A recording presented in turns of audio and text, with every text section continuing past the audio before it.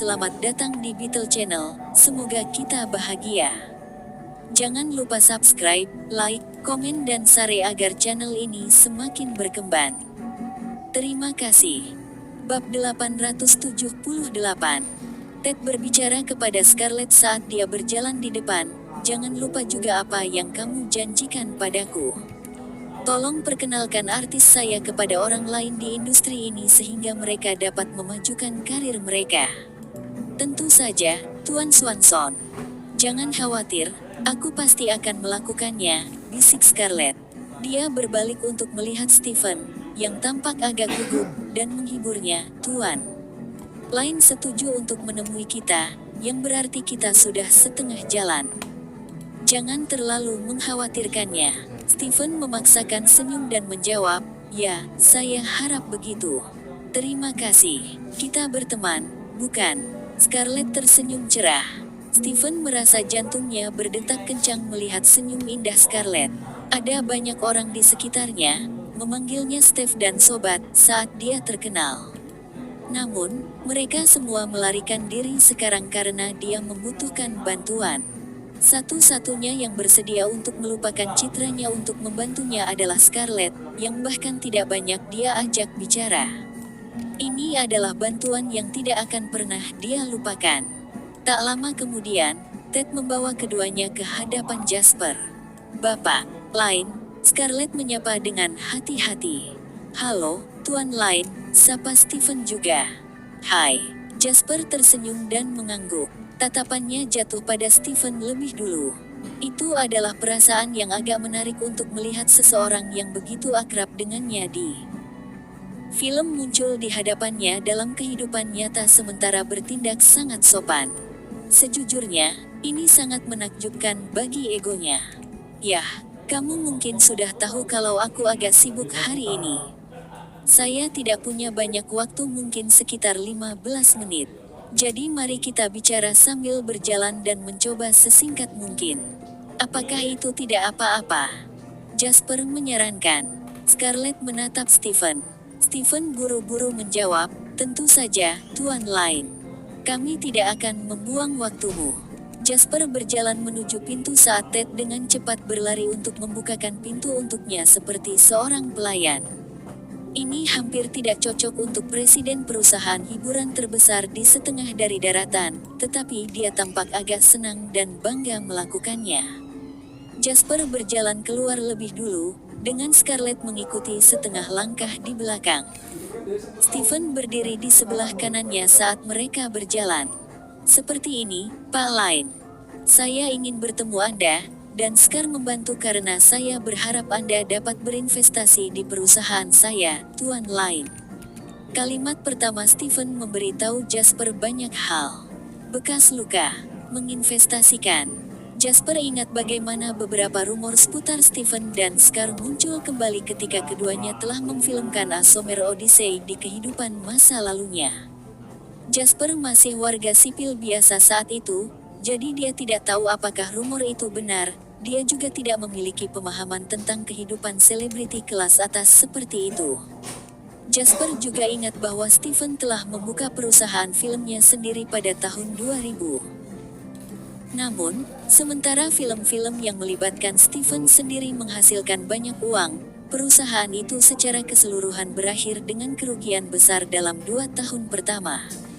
Sayangnya, tidak mungkin sebuah perusahaan film dapat bertahan dari pendapatan satu orang saja. Jadi, Stephen menemukan dirinya dalam krisis keuangan yang sangat merepotkan saat itu. Ini semakin diperparah oleh fakta bahwa Stephen tidak memiliki banyak teman di industri hiburan, yang menempatkannya dalam posisi yang sulit. Ini juga menjadi salah satu alasan mengapa Stephen menjadi lebih menarik diri. Namun, setelah beberapa tahun mengalami kesulitan keuangan, perusahaan film Stephen mulai menemukan pijakannya lagi setelah merilis film laris seperti Monastery Society dan JC7. Meskipun film-film ini tidak menghasilkan keuntungan besar, mereka masih menghasilkan sedikit pendapatan.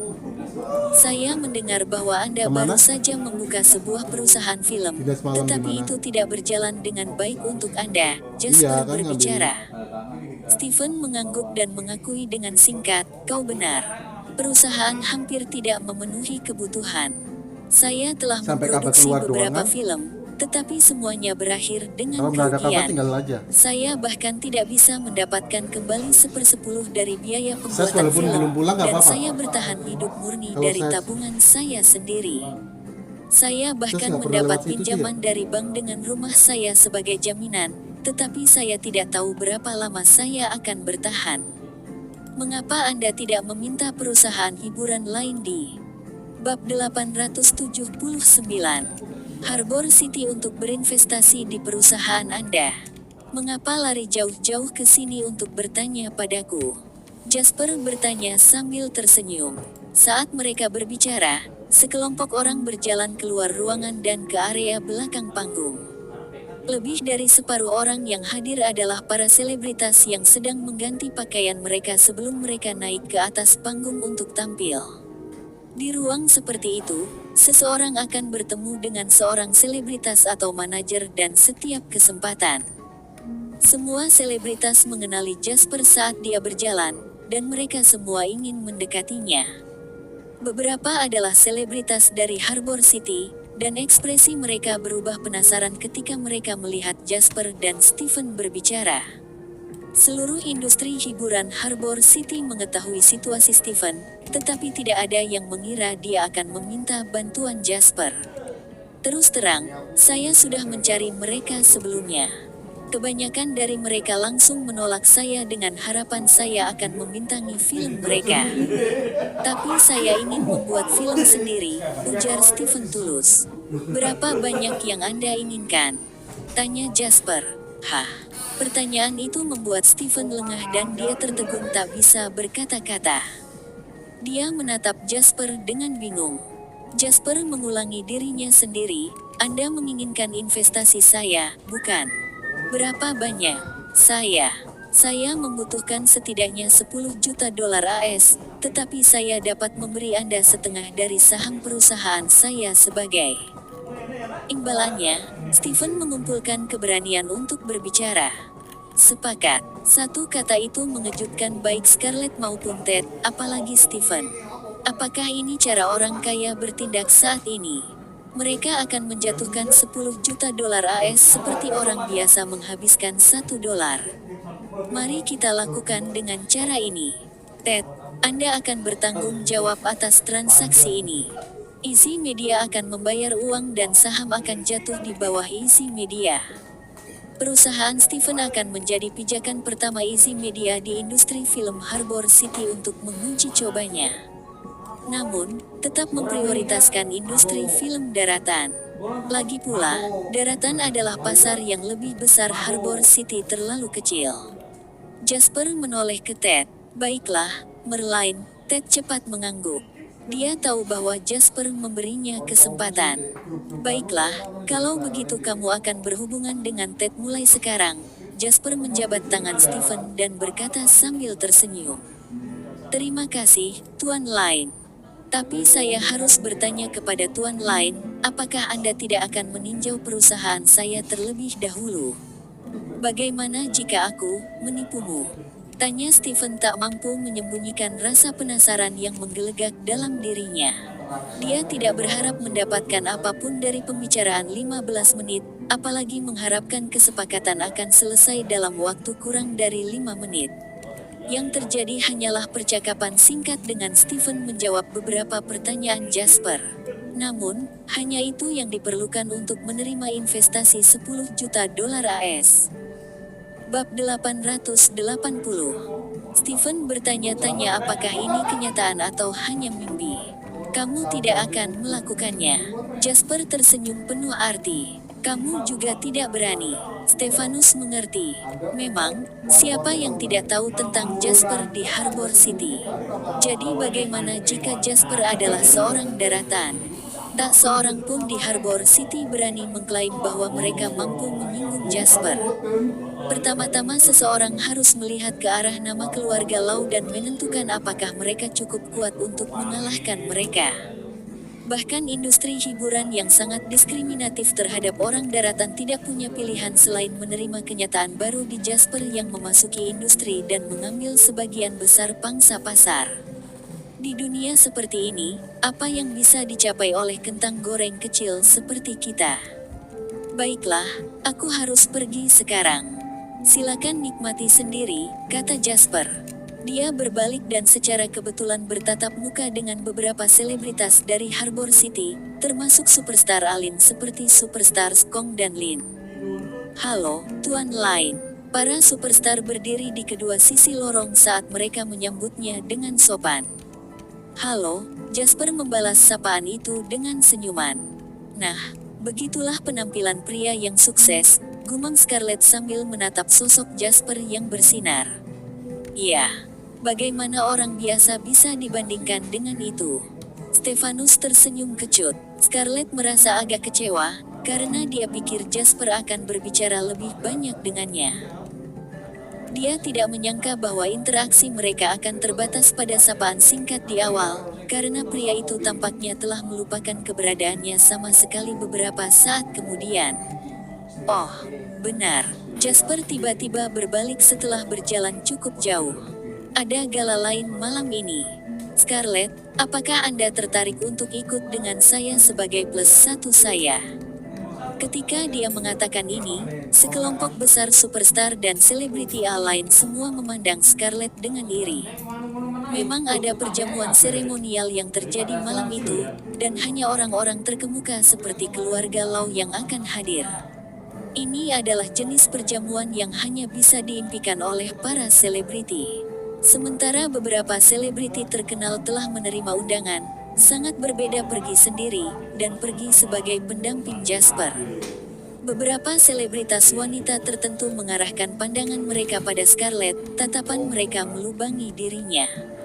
Ya, tentu saja. Scarlett untuk sementara tertegun, merasa seolah-olah dia baru saja memenangkan lotre, tetapi menjawab dengan gembira. Baiklah, kalau begitu, aku akan meminta seseorang menjemputmu. Jasper tersenyum dan pergi dengan tenang. Setelah dia pergi, semua selebriti, terkenal dan tidak, mendatangi mereka. Sebagian kecil dari mereka ingin tahu apa yang Stephen dan Jasper bicarakan, sementara mayoritas melangkah maju untuk berteman dengan Scarlett. Ini adalah pesona kekuasaan dan kekayaan. Scarlett merasa pikirannya kabur karena selebriti yang jauh lebih terkenal daripada dia yang sebelumnya tidak pernah memberinya waktu. Sekarang mengelilinginya. Satu pikiran muncul di benaknya. Pasti menyenangkan menjadi kaya dan berkuasa. Berkat pers, proyek yang sudah terkenal itu sekarang menjadi nama rumah tangga. Setelah itu, perjamuan seremonial yang melibatkan sebagian besar Harbor City dan orang-orang kaya dan terkenal di daratan-daratan hanya semakin menyebarkan nama Sungai Southwest. Lebih dari separuh wilayah selatan sekarang menyadari tempat ini yang dikenal sebagai Sungai Southwest. Mereka juga mengetahui perusahaan yang bernama JW Real Estate. Di bawah tatapan pasang mata yang tak terhitung jumlahnya, upacara topping out akhirnya berakhir. Lebih dari 16 stasiun televisi telah datang untuk meliputnya, dan baik Mauritius Television maupun Southeast Television telah menyiarkan langsung seluruh acara tersebut. 23 perwakilan surat kabar juga datang ke tempat kejadian untuk mendapatkan beberapa pertanyaan selama sesi tanya jawab. Dengan demikian, serangkaian publisitas yang kuat siap diluncurkan malam itu ketika mereka berencana untuk menyebarkan berita ke seluruh negeri. Ini adalah keputusan yang dibuat Jasper dengan Dawson. Jika JW Real Estate ingin membuat nama untuk dirinya sendiri di seluruh negeri dalam waktu sesingkat mungkin, maka itu harus memiliki proyek tanda tangan. Proyek Southwest River adalah satu-satunya pilihan mereka. Proyek Southwest River berhasil memenuhi dua kriteria utama sekaligus, yaitu cocok dengan iklim ekonomi negara saat ini, dan juga merupakan jenis pembangunan yang diinginkan masyarakat modern saat ini. Dengan demikian, ia memenuhi kebutuhan tersebut pada waktu dan tempat yang tepat. Jasper harus menggunakan proyek ini untuk mempublikasikan JW Real Estate, karena kesempatan berikutnya adalah upacara penutupan gedung pencakar langit di Waterhoof City. Ini akan memakan waktu setidaknya 1 tahun lagi. Jasper tidak bisa menunggu, karena industri real estate mulai berkembang dan dia tidak punya banyak waktu. Wendy dan Dawson kelelahan, karena keduanya pada dasarnya telah memastikan bahwa upacara berjalan lancar sepanjang waktu. Jasper, di sisi lain, malas berbicara dengan Zachary selama beberapa jam dan kemudian mengobrol sedikit ketika pejabat senior dari pemerintah kota dan provinsi telah tiba. Setelah upacara selesai, perjamuan dimulai.